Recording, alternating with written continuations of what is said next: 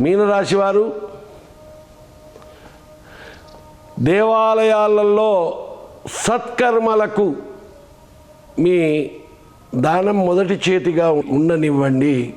అదేవిధంగా పేదవాళ్లకు అనారోగ్యంతో బాధపడితే పేదవాళ్లను చికిత్సకు నిమిత్తమై డబ్బులు ఇవ్వండి లేదా మందులు ఇవ్వండి.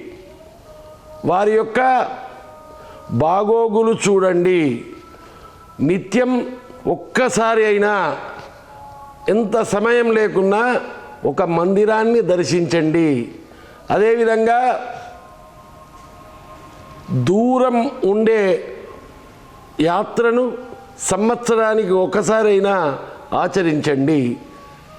మీకు ప్రతికూలతలన్నీ దూరం అవుతాయి. శుభం జరుగుతుంది. సర్వే జనా సుఖినో భవంతు.